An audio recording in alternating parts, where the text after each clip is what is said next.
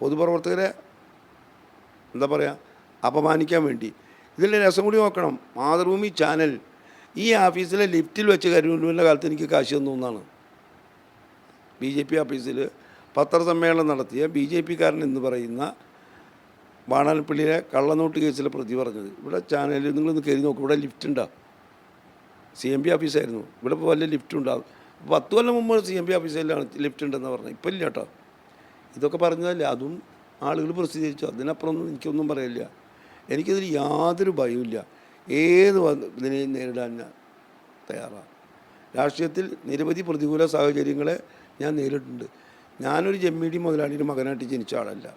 വളരെ കഷ്ടപ്പെട്ട പാവപ്പെട്ട കുടുംബത്തിൽ ജനിച്ചു വളർന്നു ഒരു പ്രവർത്തകനാണ്. ഇന്നാലും എൻ്റെ പേര് കളങ്കപ്പെട്ടിട്ടില്ല. ഞാൻ 2 പ്രാവശ്യം ഈ സവർണ വാർഡിൽ നിന്ന് ജയിച്ച കൗൺസിലറാണ്. എൻ്റെ പേരിൽ നിന്ന് ഞാൻ ഇവിടെ തൃശ്ശൂർ ടൗണിൽ നിന്ന് MLA ആയി, അതുമായിട്ടുണ്ട്. അപ്പോൾ അങ്ങനെയൊന്നും ആരെങ്കിലും വിചാരിച്ചാൽ കളങ്കപ്പെടുത്താനൊന്നും കഴിയുന്നില്ല. എൻ്റെ പൊതുജീവിതം തുറന്ന പുസ്തകമാണ്. അത്രേ എനിക്ക് പറയുള്ളൂ.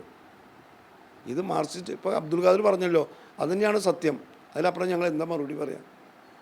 ഇതിപ്പോൾ എന്നോടുള്ള വിരോധമല്ല, CPMൻ്റെ നേരെ കുതിര കയറാൻ വേണ്ടി വന്നിട്ടുള്ള ഒരു വിഷയം ഏതോ ഒരുത്തം പറഞ്ഞു എന്ന് പറയുന്ന അത് ശരത്ത് ഇപ്പോഴും ഈ ആക്ഷേപം പറഞ്ഞിട്ടില്ല. ഞാൻ എപ്പോഴും കണ്ടു ശരത്തിൻ്റെ ക്ലിപ്പ്.